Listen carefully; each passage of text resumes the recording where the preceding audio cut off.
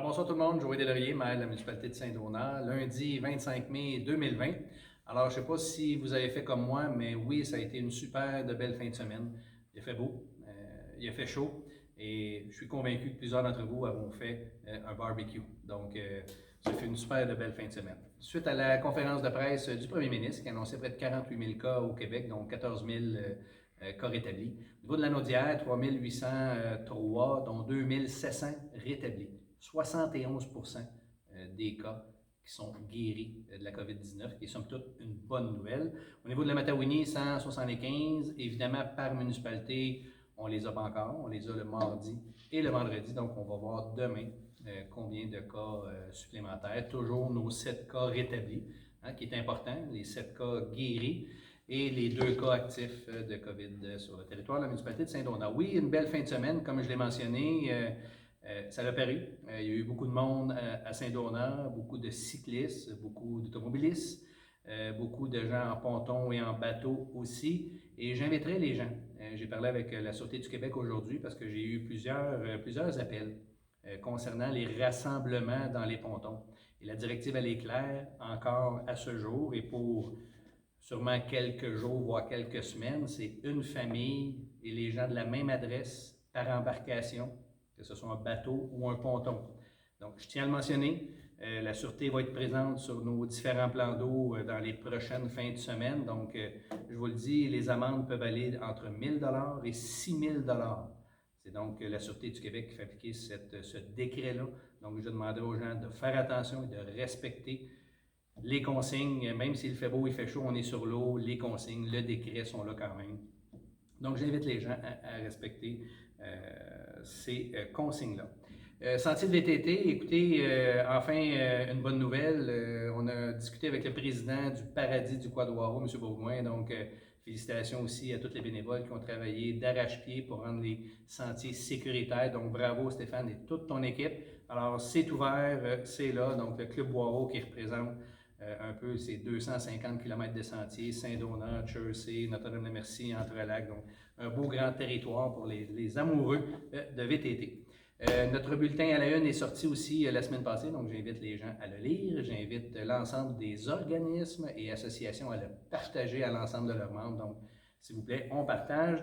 Et vous allez voir aujourd'hui, bien, je vais terminer avec mes remerciements. Je suis accompagné d'Alexandre Bernier, donc le chef division prévention incendie à la municipalité de Saint-Donat. On vous avait parlé d'un concours, Alexandre va vous en parler, mais avant ça, je tiens vraiment à les remercier, Daniel, notre chef, Alexandre, chef de division, et tous les pompiers, parce que ça a été une grosse semaine. Je vous le dis, normalement, 2-3 appels par semaine, et là, juste cette semaine, près de 30 appels, feu de bâtiment, feu de broussailles, évacuation en forêt, etc., etc. Donc, il y a quand même une consigne au niveau des feux. Oui, là, les feux, à partir d'aujourd'hui, seront permis avec un pare étincelle. Mais je vous le dis, on a reçu quelques gouttelettes d'eau. Comme des fois on dit, on a reçu 3 tasses d'eau, mais avec les canicules, les prochaines journées de canicules qui s'en viennent, mardi, mercredi, jeudi, peut-être que la SOPFEU va recatégoriser l'indice à extrême, il n'y en aura pas le droit de faire de feu. Et là, j'invite les gens.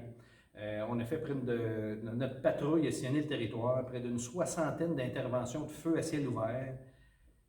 C'était interdit. Et je vous le dis, si on tombe dans l'interdiction la semaine prochaine encore, s'il vous plaît.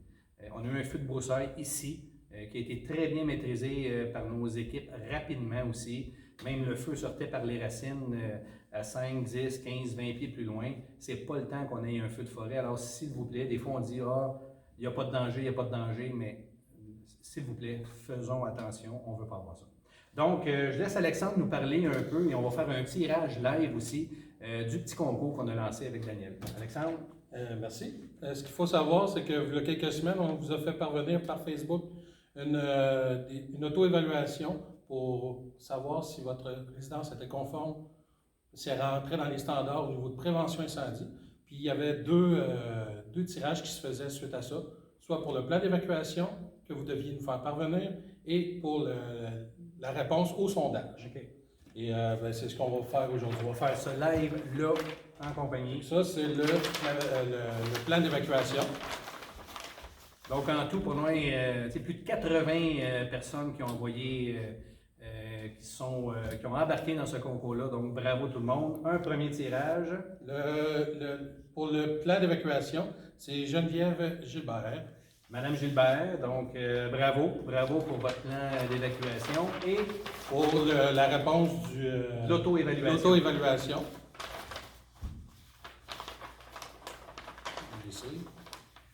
Juste un. Oui, juste un.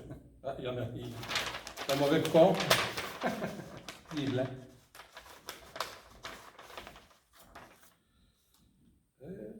René Choquette. Donc, M. Choquette et Mme Gilbert. Alors, félicitations aux gagnants. Merci d'avoir participé et merci à tous les gens aussi d'avoir embarqué dans ce beau petit concours-là qui est organisé par notre service incendie. Alors, sur ce, je vous dis bon courage et à demain. Merci aux épiciers qui ont participé pour le prix d'aujourd'hui. Ben oui, bravo, merci.